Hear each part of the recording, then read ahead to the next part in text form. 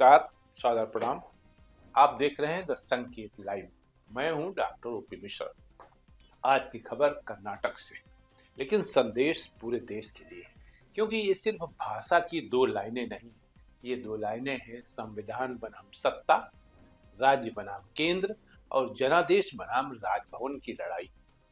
जी हाँ, कर्नाटक के राज्यपाल थावरचंद गहलोत ने राज्य विधानमंडल के संयुक्त सत्र में अपना भाषण सिर्फ दो शुरुआती लाइनें पढ़कर खत्म कर दिया और इसके बाद सदन में ऐसा हंगामा हुआ कि पूरा परिसर राज्यपाल वापस जाओ के नारों से गूंज उठा।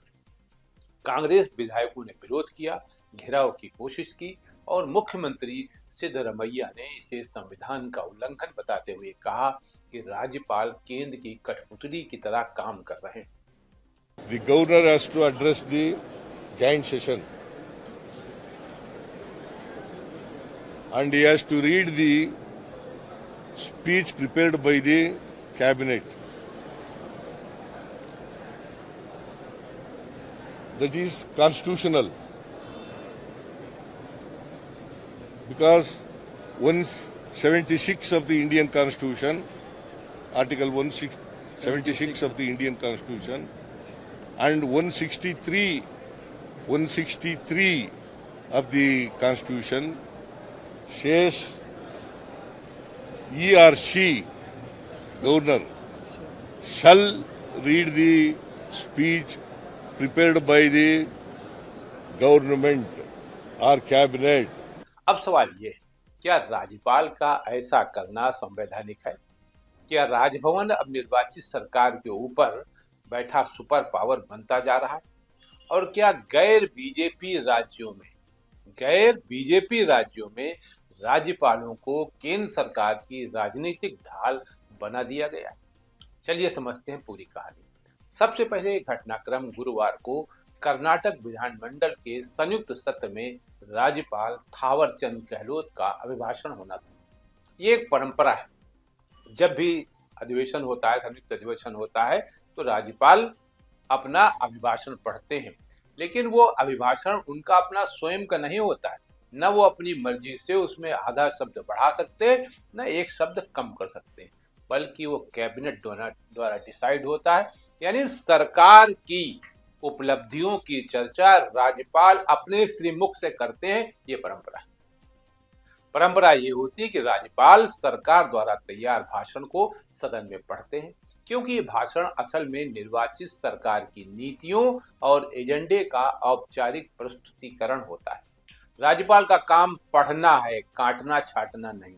लेकिन इस बार राज्यपाल ने सिर्फ दो लाइन पढ़ी और फिर भाषण खत्म कर दिया। बस यही, न किसी नीति का उल्लेख, न सरकार का एजेंडा, न योजनाओं की चर्चा, और यहीं से बवाल शुरू। सदन में भारी हंगामा, कांग्रेस विधायकों का विरोध, और फिर जब राज्यपाल बाहर निकले तो कांग्रेस सदस्यों ने उनकी आलोचना करने की कोशिश की। घेराव जैसा माहौल बना।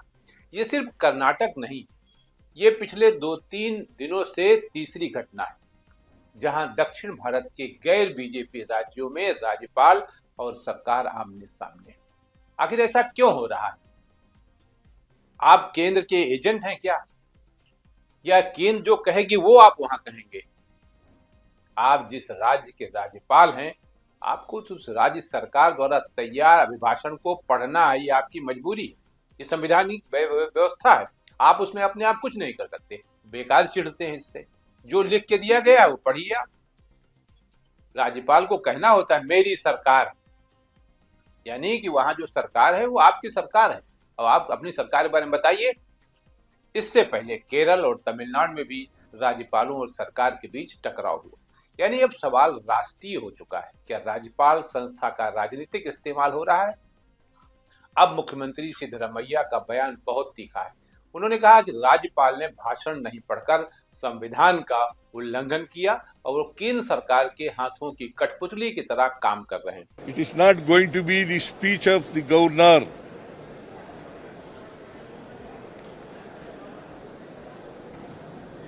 He has not discharged his duties as per the Indian Constitution. He has not discharged his responsibilities as prescribed by the Indian Constitution.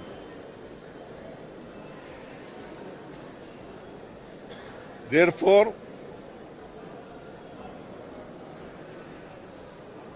we are going to protest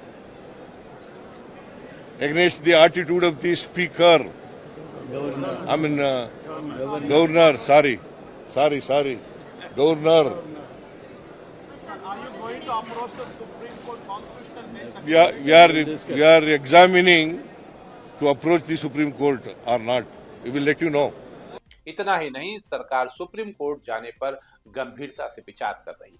मतलब साफ है, अब मामला सड़क, सदन और मीडिया से निकलकर अदालत तक पहुंच सकता है। अब यहाँ एक बुनियादी संवैधानिक बात समझिए, राज्यपाल का अभिभाषण सरकार का भाषण होता है। ये राज्यपाल की व्यक्तिगत राय नहीं होती, न कोई पब्लिक मीटिंग होती जहां जो चाहो लंतरानी हाको। और अगर राज्यपाल सरकार द्वारा तैयार भाषण पढ़ने से इनकार करते हैं तो इसका मतलब ये नहीं कि उन्होंने सरकार को सुधार दिया, इसका मतलब ये है कि उन्होंने निर्वाचित सरकार की वैधता पर प्रश्न चिन्ह खड़ा किया। और यही टकराव की असली जड़ है, क्योंकि लोकतंत्र में जनादेश सरकार को मिला है, राज्यपाल को नहीं। अब बीजेपी का जवाब भी आया है। कर्नाटक बीजेपी अध्यक्ष BY विजेंद्र ने राज्यपाल का बचाव किया और कांग्रेस पर आरोप लगाया कि वो केंद्र के खिलाफ जन संतोष भड़काने के लिए सदन का दुरुपयोग कर रही है। यानी बीजेपी इसे राजनीतिक स्टंट कह रही है और कांग्रेस इसे संविधान पर हमला बता रही है। अब असली सवाल, राज्यपालों का रोल क्या है? भारत के संविधान में राज्यपाल निष्पक्ष संवैधानिक प्रमुख होते हैं। उनका काम राज्य में संविधान की मर्यादा बनाए रखना है। लेकिन पिछले कुछ वर्षों से लगातार ये आरोप लगते रहे हैं कि राज्यपाल गैर बीजेपी सरकारों के खिलाफ सक्रिय राजनीति करने लगे हैं। कभी बिल रोकना, कभी सरकार के काम में टिप्पणी करना, कभी नियुक्तियों में देरी करना और अब भाषण की 2 लाइनें पढ़कर खत्म कर देना। ये सब संकेत साफ है कि राज्यपाल अब प्रशासनिक नहीं, राजनीतिक उपकरण बनते दिख रहे हैं।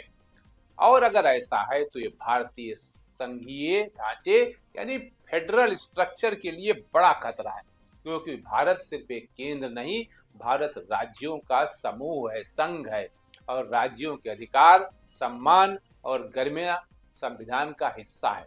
अब सोचिए, अगर हर गैर बीजेपी राज्य में राज्यपाल ऐसे ही टकराव का केंद्र बन जाएं तो क्या शासन चलेगा? क्या विकास चलेगा? या फिर हर दिन संविधान की नई व्याख्या होगी और राजनीति की नई लड़ाई? यही कारण है कि दक्षिण भारत में यह मुद्दा अब हिंदुत्व बनाम क्षेत्रीय अस्मिता के नैरेटिव से भी जुड़ रहा है।